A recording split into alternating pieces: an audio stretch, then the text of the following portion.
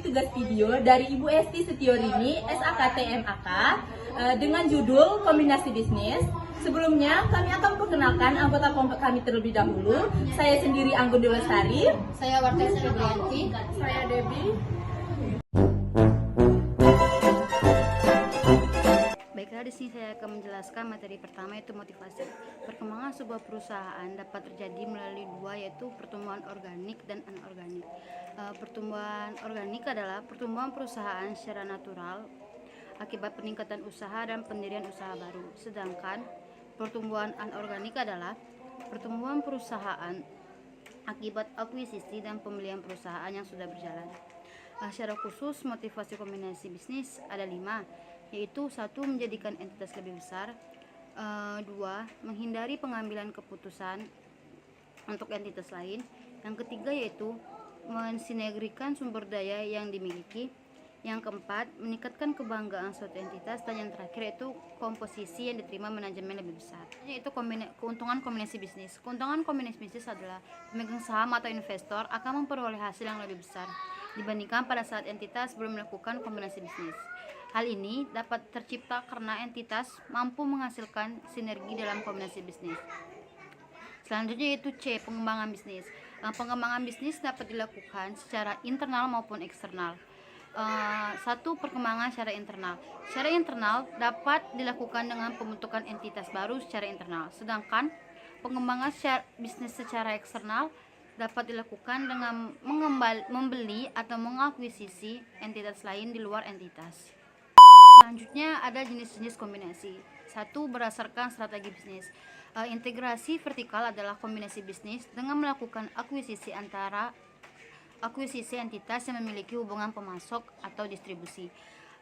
Selanjutnya, integrasi horizontal. Integrasi horizontal adalah kombinasi bisnis dengan melakukan akuisisi entitas yang menghasilkan produk sejenis atau produk yang berkaitan. Yang selanjutnya itu konglomerasi adalah kombinasi bisnis dengan melakukan akuisisi entitas yang tidak memiliki hubungan dengan entitas. Yang kedua yaitu berdasarkan bentuk entitas. Yang pertama, merger. Statutory merger adalah kombinasi bisnis yang dilakukan dengan menggabungkan 2 atau lebih entitas, di mana entitas yang diakuisisi dibubarkan dan semua aset dan liabilitasnya diambil alih pihak yang mengakuisisi. Selanjutnya itu akuisisi. Stock acquisition adalah kombinasi dengan membeli kepemilikan entitas yang dikuasai, namun entitas yang diakui tetap berdiri hanya dikendalikan oleh entitas pengakuisisi. Selanjutnya statutory consolidation adalah kombinasi bisnis dengan membentuk satu entitas baru yang akan mengambil alih semua entitas. Terakhir, berdasarkan metode akuntansi, yaitu metode pooling of interest atau penyatuan kepentingan. Dalam metode ini, masing-masing pihak akan menyatukan kepentingan bisnisnya sehingga tidak diperlukan penilaian ulang aset dan liabilitas entitas yang bergabungan. Selanjutnya itu metode purchase atau pembelian atau akuisisi. Dalam metode ini, dasar kekuatannya adalah nilai wajar aset. Dasar kekuatannya adalah nilai wajar pada tanggal akuisisi. Karena kombinasi bisnis dianggap sebagai pembentukan entitas baru, sehingga dilakukan penilaian atas aset neto entitas yang bergabungan. Selanjutnya saya kembalikan ke materi selanjutnya. A few moments later. Baiklah, saya akan melanjutkan materi selanjutnya, yaitu tentang standar kombinasi bisnis. Tentang perkembangan PSAK 22, kombinasi bisnis ini sebelumnya diatur dalam PSAK 22 tentang penggabungan usaha. Dalam PSAK 22 sebelumnya ini terdapat 4 bagian. Yang pertama yaitu metode pembelian dan metode penyatuan kepentingan. Yang kedua, didasarkan pada konsep Ferencz Theory. Yang ketiga, goodwill dari penggabungan usaha diamortisasi atau yang sering dikenal dengan goodwill negatif. Yang keempat, biaya akuisisi dikapitalisasi sebagai komponen harga perolehan. Selanjutnya, yaitu ada PSAK 22 kombinasi bisnis saat ini yang merupakan adopsi dari IFRS yang ketiga. Yang pertama yaitu ada menggunakan konsep nilai wajar pada tanggal perolehan atas investasi sebelumnya. Yang kedua, metode akuisisi atau pembelian. Yang ketiga yaitu ada didasarkan pada konsep entity theory. Yang keempat, goodwill dari penggabungan usaha dianggap sebagai impairment atau penurunan nilai. Yang kelima, ada goodwill negatif, tidak ada namun diakui sebagai laba rugi tahun berjalan. Yang keenam, biaya akuisisi dikapitalisasi sebagai komponen harga perolehan.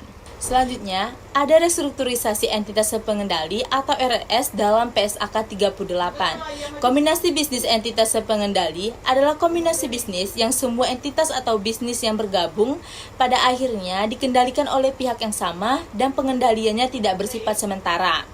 Selanjutnya, ada aspek perpajakan dalam kombinasi bisnis. Pajak harus dibayar oleh pihak yang melakukan pengalihan aset. Jika yang dialihkan tanah dan bangunan, maka akan dikenakan pajak pinal sebesar 5% atas nilai jual. Jika bukan tanah dan bangunan, akan dikenakan pajak penghasilan sebesar keuntungan dari selisih nilai wajar dengan nilai buku. Untuk pengalihan tanah dan bangunan, pihak yang mengakuisisi dikenakan biaya perolehan hak tanah dan bangunan sebesar 5%. Materi selanjutnya, kombinasi bisnis dan pengendalian. Menurut PSAK 22, kombinasi bisnis didefinisikan sebagai transaksi atau peristiwa di mana suatu entitas memperoleh pengendalian atas entitas lain. Yang kedua, pengertian pengendalian. Menurut PSAK 65, investor mengendalikan investi atau entitas ketika investor terekspos atau memiliki hak atas imbal hasil dari variabel keterlibatannya dengan investi.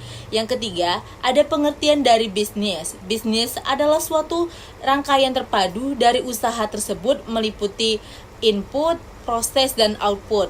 Yang keempat, ada identifikasi kombinasi bisnis. Menurut PSAK 22, dalam melakukan pencatatan transaksi pada kombinasi bisnis harus menggunakan metode akuisisi sehingga syarat yang dilakukan seperti mengidentifikasi pihak pengakuisisi, menentukan tanggal akuisisi, yaitu tanggal pihak pengakuisisi memperoleh pengendalian atas pihak yang diakuisisi. Yang ketiga, yaitu mengakui dan mengukur aset teridentifikasi yang diperoleh.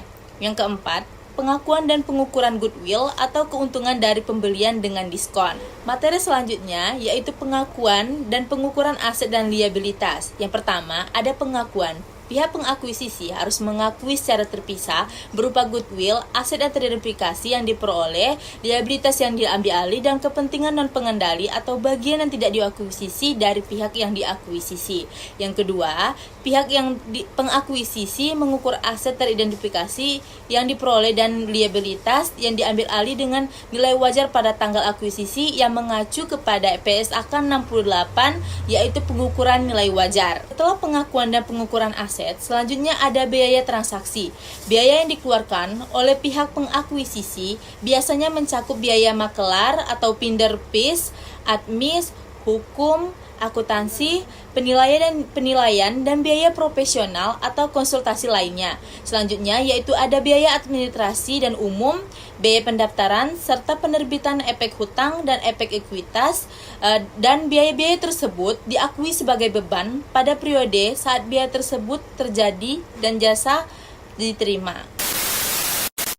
Baiklah, di sini saya akan melanjutkan presentasi yaitu tentang imbalan yang dialihkan.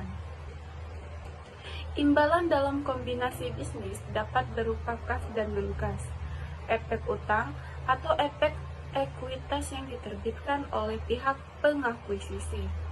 Imbalan dalam kombinasi bisnis diukur dengan menggunakan nilai wajar yang dihitung atas penjumlahan dari seluruh aset yang dialihkan dan liabilitas yang dialihkan atau yang diambil alih. Selanjutnya, goodwill. Maksud goodwill itu salah satu jenis aset yang tidak berwujud yang masih diperdebatkan oleh ahli-ahli akuntansi. Adapun rumus-rumus goodwill yaitu PAL. P itu harga pembelian perusahaan target dan A nilai pasar wajar dari aset. L nilai pasar wajar dari liabilitas.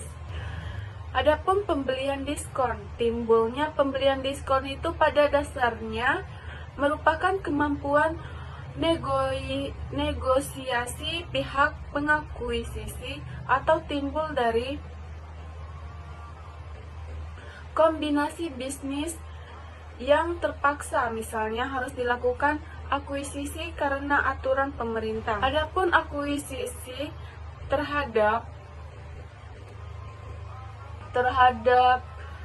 terjadi ketika proses akuisisi itu tidak dilakukan sekaligus, tetapi sebelumnya entitas pengakuisisi telah memiliki kepemilikan pada entitas yang diakuisisi.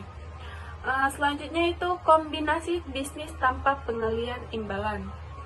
Hal ini dapat terjadi karena pihak yang diakuisisi membeli kembali sahamnya, hilangnya hak veto karena adanya investor lain yang memiliki hak veto.